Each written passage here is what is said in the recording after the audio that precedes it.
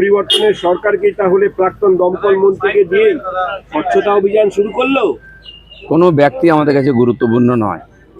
পুরো দুর্নীতি হয়েছে 15 বছর ধরে, সেই ত্রিফলা থেকে আরম্ভ করে। তা তদন্ত হবে। মানুষের এটা অধিকার আছে, তাদের টাকা যারা চুরি করেছে তাদেরকে শাস্তি দেওয়ার আর অধিকার আছে। সেই জন্য সরকার এসছে, সরকারের দায়িত্ব দুর্নীতিবাজদেরকে আইনের সামনে নিয়ে আসা। প্রশাসন সেই কাজটা করবে, আইন তাদেরকে সাজা দেবে। সিন্ডিকেট রাজ, অবৈধ বালি খাদান, কয়লা খাদান থেকে বালি চুরি, গরু পাচার যাবতীয় বন্ধ করা বিজেপির মূল এজেন্ডা ছিল। বন্ধ হয়ে গেছে। গরু পাচার দেখেছেন এই এক সপ্তাহে? বালির গাড়ি দেখেছেন কোথাও? বড় বড় বালির গাড়ি গ্রামে ঢুকে যেত, রাস্তা ভেঙে চুরমার হয়ে গেছে।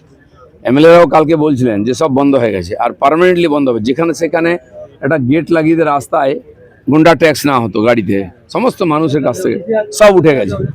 বাকি যেখানে যা আছে আপনারাও বলুন, আমাদের এমএলএ থেকে মাননীয় মুখ্যমন্ত্রী বলেছেন যেখানে যা আছে খবর দিন, সেখানকার ডিএমের সঙ্গে তাদের মিটিং করানো হবে।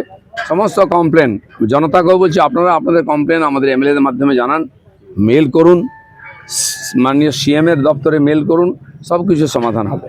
আপনি সবসময় মানুষের সঙ্গে ছিলেন এবং এখনো আছেন, এবং আপনার যে 3টে দপ্তর, সেই দপ্তর একেবারে মানে রুট মানুষের সঙ্গে কাজ করার দপ্তর। পার্টি হয়তো তাই ভেবেছে যে আমি মানুষের সঙ্গে কাজ করতে ভালোবাসি, তাই তো আমাকে দপ্তর দেওয়া হয়েছে যাতে আমি মাঠে ঘাটে ঘুরতে পারি। ঠান্ডা করে বসে কাজ করার লোক আমি নই। জেড প্লাস তুলে নেওয়া হলো অভিষেক বন্দ্যোপাধ্যায় কেন্দ্রীয় স্বরাষ্ট্র মন্ত্রকের নিয়ম মেনে, এবং তাহলে কি নিয়ম ভেঙে পিসির ক্ষমতায় এতদিন বাড়তি নিরাপত্তা ভোগ করছিলেন অভিষেক? সবই নিয়ম ভেঙে।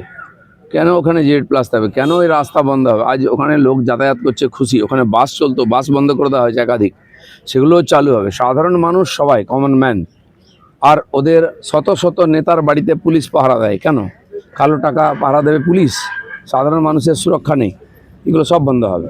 মহিলাদের 1 জুন থেকে বাসের ভাড়া লাগছে না, সরকারি বাসের ভাড়া লাগবে না, কিন্তু তারা বলছেন যে সরকারি বাসের সংখ্যাও তো অনেক কম, তাহলে কি বাড়বে? সরকার যে বাস চালাচ্ছে আপাতত সেখানে সুবিধা পাবেন। পরবর্তীকালে ট্রান্সপোর্ট মন্ত্রী হবেন, তিনি ভাববেন, দেখবেন, বুঝবেন, সিএমের সঙ্গে কথা বলবেন বাস চালানোর দরকার কিনা, কোন রুটে। সিএম দেখলাম আগের সরকারের সময় এমএলএরা বলতো যে ডোমজুড় থেকে আমাকে আসতে অসুবিধা, একটা বাস দিন, তো এমএলএর জন্য বাস দেওয়া হলো। বাসের ভাড়া উঠতো না, পোষাতো না, আবার 2 মাস পরে সে বাস বন্ধ হয়ে যেত। অনেক দেখেছি আমরা, বড় বড় করে সেখানে উদ্বোধন হতো পয়সা খরচা করে, কি অমুক বাস হলো, তারপরে 2 মাস পরে দেখা যাচ্ছে বাসটা আর নেই। এরকম স্টান্টবাজির পলিটিক্স আমরা করবো না। সাধারণ মানুষের সুবিধার জন্য যদি মনে হয় সেখানে বাস দেওয়া দরকার, সরকার দেবে। বলছি, সুব্রত গুপ্তের পরেই মুখ্য সচিবের দায়িত্ব পেলেন মনোজ আগরওয়াল। দুজনের তত্ত্বাবধানে এত বছর পর সুষ্ঠু ভোট হলো বাংলায়, তাই কি এই বাংলা সুশাসন ফেরাতে? না, যোগ্য ব্যক্তিকে আমরা নিয়ে আসবো। দুর্নীতিবাজ লোকেদের রাখা যাবে না। অযোগ্য লোকেদের মাথায় বসিয়ে দেওয়া হয়েছে, যোগ্য ব্যক্তিদের, সেজন্য তারা হীনমন্যতায় ভুগছিলেন। তো যোগ্য ব্যক্তিকে সামনে আনা হবে, আরও অনেক পরিবর্তন হবে।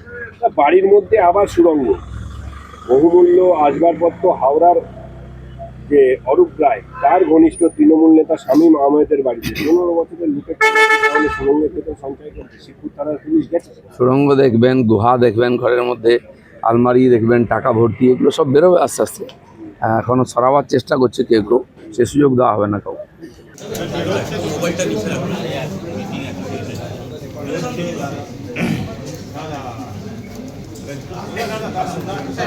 দাদা, নতুন দপ্তরে আপনাকে অভিনন্দন। প্রথমে যেটা জানতে চাইবো সেটা হচ্ছে আপনার যে দপ্তরগুলো পড়েছে, আগে তো অনেকগুলো দপ্তর একসঙ্গে পড়েছে, এই রুটিনটা কিভাবে ভাগ করবেন? কারণ প্রত্যেকটা দপ্তর ডাইরেক্ট পঞ্চায়েত দপ্তরে গেছিলাম, সেক্রেটারি এবং বাকি অফিসারদের সঙ্গে কথা বললাম। কাজকর্ম, কতগুলো ডিপার্টমেন্ট আছে, অনেক বড় ব্যাপার, কার কী কাজ আছে, সমস্যা কী আছে, এই নিয়ে কথা হলো। আমি বললাম যে ঠিক আছে, এবারে তো পঞ্চায়েত এখানে বসে হবে না, পঞ্চায়েতে যেতে হবে, গ্রামে গিয়ে আপনাদের সঙ্গে গিয়ে জেলায় বসে আমরা ওখানকার সমস্যার সমাধান করব। তো সেই কথা হয়েছে। কালো একটা প্রাইমারি ক্লাস আমার হয়েছে, আজকে এখানে এলাম। মীনা সাহেব আছেন, সেক্রেটারি ডিপার্টমেন্ট আছে, যারা অফিসারদের সঙ্গে কথা হলো।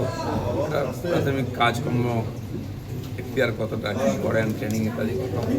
বাকি চেম্বার আছে, ওখানে যাবো একটু, এখন বসবো, ওনার সঙ্গে বাকি কথাবার্তা বলবো। জাস্ট খালি আজকে পরিচিতি হচ্ছে, দেখা হচ্ছে। সব আগে জানি তো কি পরিস্থিতিতে আছে, তারপরে সব হবে আর আপনারাও জানতে পারবেন।